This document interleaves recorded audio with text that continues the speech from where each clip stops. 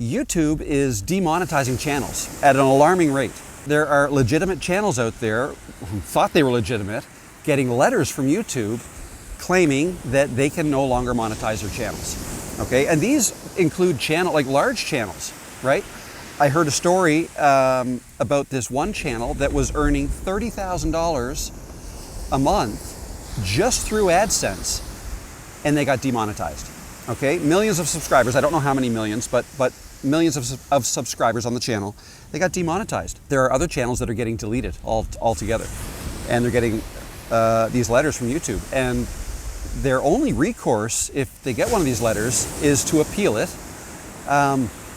But then who knows how long that would take if you're even going to be successful. It's concerning. It's scary to a lot of people.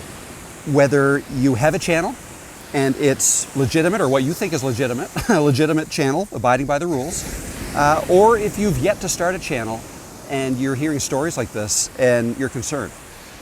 So what's going on? So I want to give a shout out to Sean Cannell at Think Media. I watched one of his podcast episodes that talked about this, and I wanted to, so that story that I mentioned about the 30,000 monthly revenue channel getting demonetized, I got that from his podcast. But I want to give my own spin on this as to what I think is going on. So it has a lot to do with AI and what YouTube wants to exist on their platform and what they don't. All right, so what YouTube is doing is they are actively searching for channels that they think are breaking the rules, channels that they don't want on the platform. Typically channels that are like low effort, mass produced videos, videos that can be made with very little effort, that basically anybody could make. Okay, they don't want the platform to be flooded by a whole bunch of content that anybody could make, because that's just going to saturate things, and there's not going to be as much authenticity, and that's not what YouTube wants. YouTube wants content that is original, authentic, and that people want to watch, bottom line.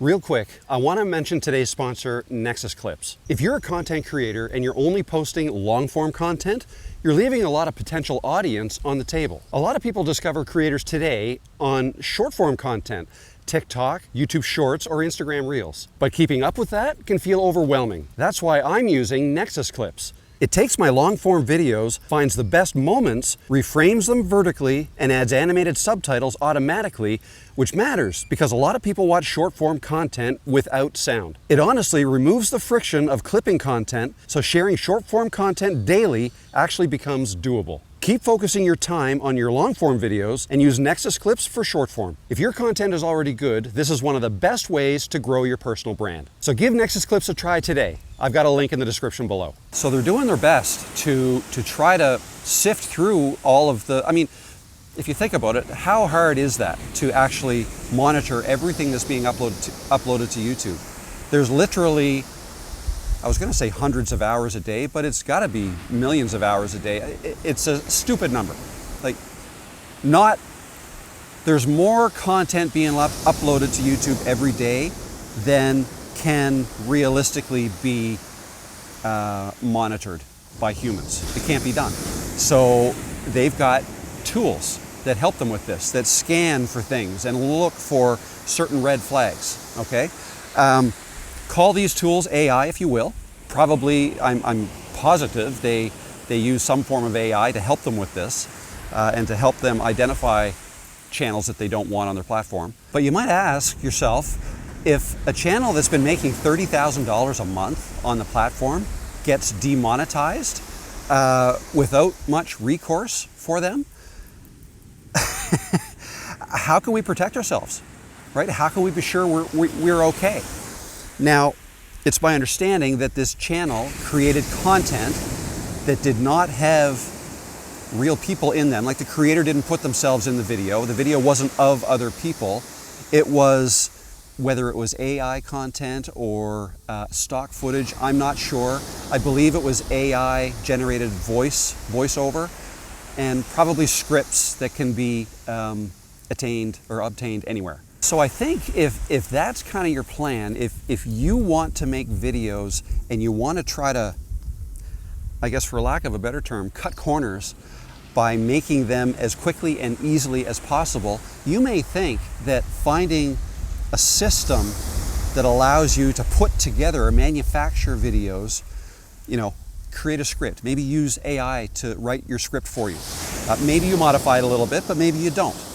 Maybe you then use AI or a voiceover artist even to voice it. Maybe you use your own voice. That would be something I would suggest.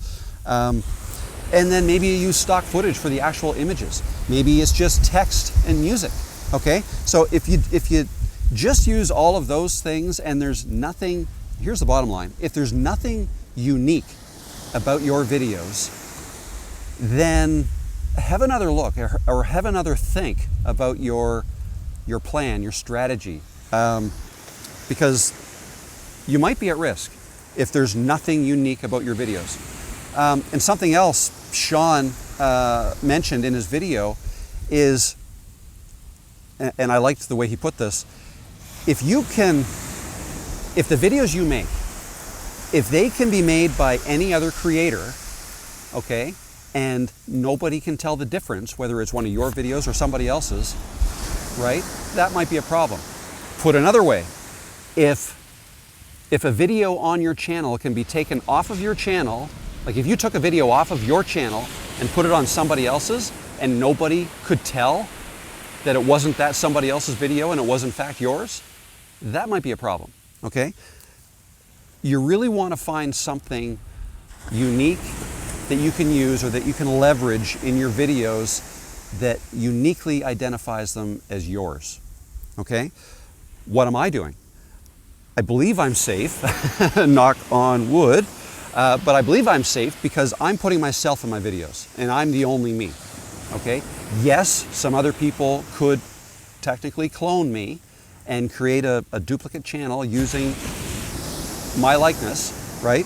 But YouTube is actively trying to put a stop to those efforts as well, okay? And they continue to get better at things like that. So I'm not that concerned about that. I'm going to leave that up to YouTube to kind of police that and help me out with that. But all I can continue to do is to make my videos with my own unique angle. So again, number one is I'm putting myself in my videos. Number two is I talk off the cuff. Like none of my videos, or maybe some of my earlier ones were, but lately, now, none of my videos are scripted. Okay, I write down some bullet points on cue cards like this, and I refer to them if I have to, and I just talk about those points, right? I have an idea of what I want to talk about when I sit down to make a video.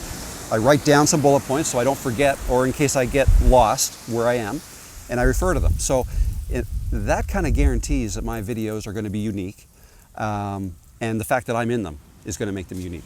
But there are other things you can do too. Another point that Sean made in his video that I loved is that you don't actually have to put yourself in your videos. In fact, YouTube doesn't have a problem with you using AI to make videos. They just don't want the low effort, repeatable, easily repeatable content to be repeated over and over and over again by you, by others, by hundreds, if not millions of people. Right? Because then that's going to saturate the whole system with a whole bunch of videos that all talk about the same thing.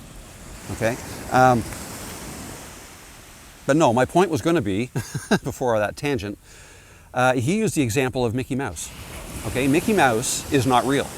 Believe it or not, Mickey Mouse is not real. He's a cartoon. Or she's a cartoon. He is a cartoon. Created by Walt Disney, right?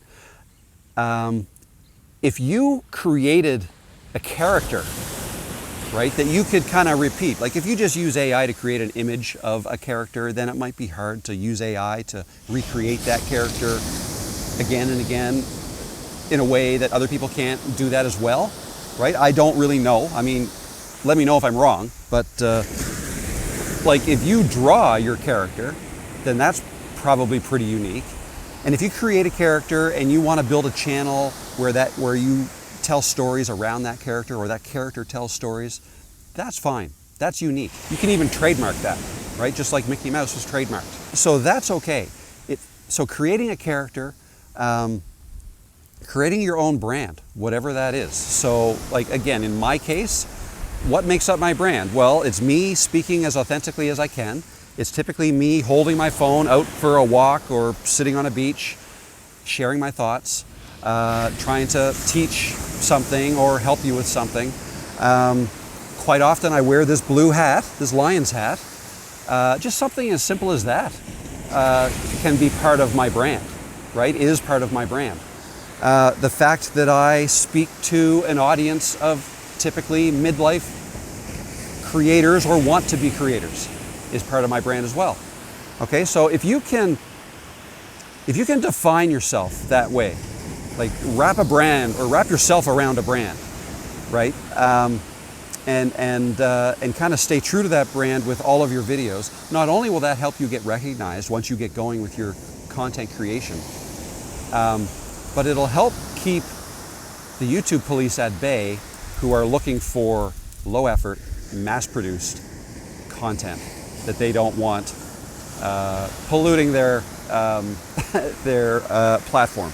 But having said all that, again, YouTube uses systems, algorithms, AI, to help with this policing. And I believe they can sometimes make mistakes, okay? Again, I don't personally know this channel that I spoke of at the beginning of this video, the $30,000 a month channel that Sean mentioned in his podcast. But it sounds like it's been around for a while. So, you know, what was the problem there? Maybe it'll get appealed, and maybe that appeal will be successful. Okay, but I guess the bottom line is the more you can stay away from content that can be easily repeatable by others, and the more you can kind of insert your own uniqueness, however that is, into your videos, the safer you'll be from situations like that. All right, so this video isn't really meant to give you a solution to this problem. It's merely to point out that it is an issue. I wanted to give you my angle on it and just make you aware of something that's out there. But I don't want you to be that concerned about it. Like, if you want to be a content creator, there are safe ways to do that. Yeah, find your own unique angle, build a brand, build a personal brand, and I think that's the safest way to go. So I hope you found this helpful. My name is Rob. If you're new here, welcome. And if you're returning, welcome back. It's good to see you again. And that's it. I'll see you in the next video. All right, guys. Bye.